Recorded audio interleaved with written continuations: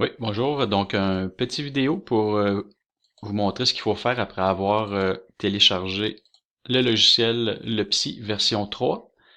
Donc, la première chose à faire, ben, c'est d'aller dans les téléchargements. Et pour simplifier le processus, je vous invite à prendre le fichier comme ça et le glisser sur le bureau et on ferme cette fenêtre-là. Donc, sur le bureau, vous avez simplement le fichier qui s'appelle Inevco Le Psy WinV3. Donc, ça ici, c'est un fichier zippé. Donc, ce qu'il faut faire avant l'exécution, sinon, en fait, c'est la première chose à faire. On clique avec le bouton de droite et on fait extraire tout. Donc, on vient choisir un dossier dans lequel on veut envoyer le fichier extrait. Donc, on peut l'envoyer sur le bureau ici, comme on voit. J'envoie ça sur desktop et je fais extraire. Donc, le système vient décompresser en totalité le fichier .zip et vient me placer sur le bureau le répertoire que j'ai ici. Donc une fois que ça c'est fait, le fichier zippé, j'en ai plus de besoin, donc je peux le mettre à la corbeille. À ce moment-là, je viens ouvrir ici le Psy V3 et je double-clique sur le fichier qui est ici. Donc en double-cliquant là-dessus, le système va démarrer le logiciel pour la première ouverture. Donc, lors de la première ouverture, il faut venir configurer certains éléments, dont la langue. Si vous voulez utiliser le logiciel en anglais ou en français, vous venez aussi sélectionner le format des coordonnées. Il y a des petites subtilités là, selon la région où vous êtes.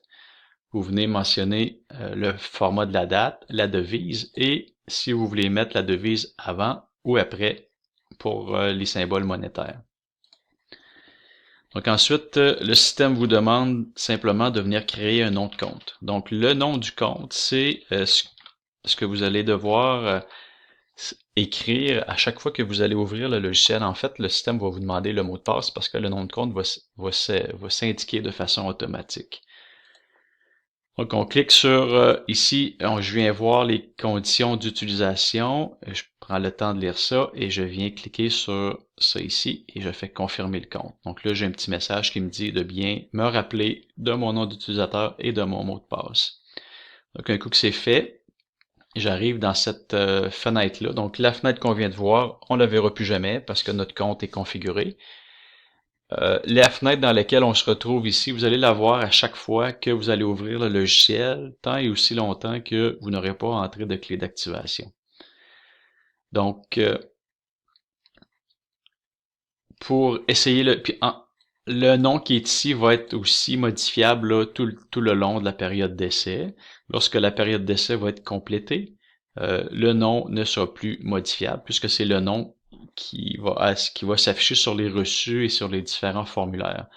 Donc, étant donné que c'est ce nom-là qui va s'afficher sur les formulaires, comme c'est bien mentionné ici, je vous invite à écrire votre nom correctement là, avec les majuscules et les lettres appropriées pour que ça paraisse bien sur le formulaire, sur les différents formulaires d'impression. Donc, pour essayer le logiciel, ben, vous appuyez ici sur Essayer le logiciel.